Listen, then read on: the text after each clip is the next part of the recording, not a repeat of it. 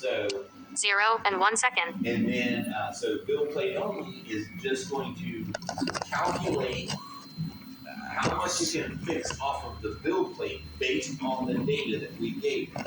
And we tell it that degree of angle that it can handle.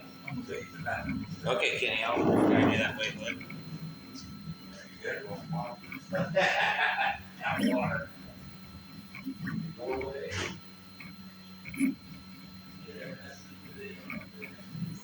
Oh no. I'm guessing you're going to do some cool videos though. That's why I put it there for you.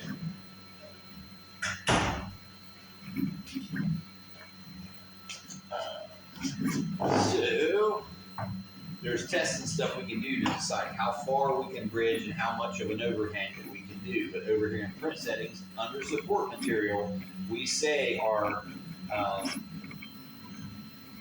overhang threshold right here. How many degrees can I go without a fail? Now there is some cool tests out there that are for your printer and your filaments. You do not have to run these all the time, but they will tell you all kinds of things about your printer. So this is a standard test on that one. This guy's really scaled down actually, but we test a lot of things with this. All right, we are testing bridging. Okay, how far can I go before I start drooping down? We are testing dimensional accuracy. What is the outside diameter of this opposed to what it is supposed to be?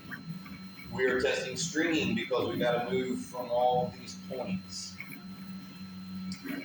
Also dimensional accuracy. But this is even more important. We are determining the degree of overhang. So obviously there's no support in this model. So this wasn't the greatest print, but you see there we got 15, 35, et cetera, et cetera, et cetera. Okay. Now, if we look at the back of this guy, I don't even know what printer did this or any of the data, but 10 degrees, 25, 35, 45, 55, 65, 75. Now, if we look at the back where we would discover our problem, look how as you get up into 35 degrees, it's fine. Then you get into the 45 to 55 and you start seeing some challenges, okay? Then if you look at the bottom of 85, that stuff's really drooping down. So there's 100 different flavors of these tests out here, but this will really tell you what your printer can do. So this is more about the printer than filament, a little bit about filament, but really more about the printer. You get your ender back, you go out and find this, they call them a few different things. If we look out here, and some of them call them torture tests. We go find, benchy is a very common thing. You start watching videos over there, right there is the exact same guy. Okay? Now, but as you see, there is all kinds of different tests that people have built. So you run one of these when you get a nice new printer, or you make a change, modification to it. You run one of these and you get to start to check everything, like what's my dimensional accuracy? We'll kind of possibly fit in how you would adjust some of that. But probably the most critical, most important thing is how much of an overhang I can do without support. Okay? Because we do not want support.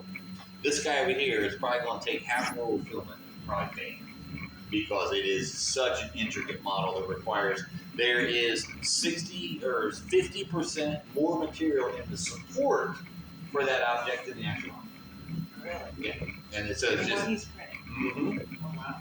it will spend 10% more time on the support than the actual model. It uses 60% of material for the support. Wow. So, terrible print model. But he wants to try it. It's his printer, so let's let him do it.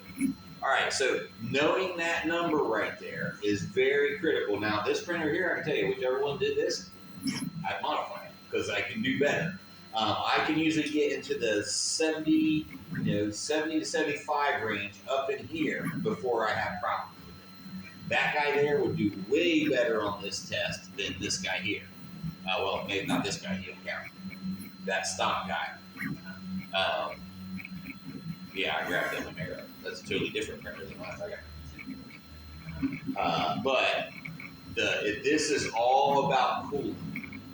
Now, it's also about layer height. The finer I made those layer heights, the better it would do. Because think about like we took the popsicle sticks, right? So if I'm raising up just a little bit, then I get a stack closer to the edge. But if you're telling me to raise up this far and I got to cover this area, well now I'm putting out here. So I'm way off of the edge of that want to tumble over. It's really the same theory here. If I wanted that to look better and I couldn't fix cooling, I would lower the layer heights because then I'm only going out. My overhang only becomes a little bit each time. See what I'm saying? Yeah. But this is a great way to pick one of these random tests. You know, you can look at this guy. We're testing bridging. We're testing stringing. We're testing, this is dimensional accuracy. And if I look in here, he's going to tell me, you know, what size those are supposed to be. So those slots right there, most likely in all of this, there it goes, the different sizes of those things. He's like, this is what the model is. Now you go print it and you measure. That's supposed to be 3 millimeters. Is it 3 millimeters? You know, this is supposed to be X millimeter sphere. So these will tell you how to come over into prusa, and under support material, I'm looking at that threshold, and right now that one's down at 40. For this one. For this particular printer. For that particular, yeah. Now, to be technical, yeah, actually that's green, so yes, it is. For that particular printer. Now that's you want your phone, Kenny? Yep, you got it right there. Now, you know, that's like, Zoom 1.0. who knows how that number came about, you know? 006. Different people, different things, and so is 40. And so Capture they probably button. changed that number. Pause button. So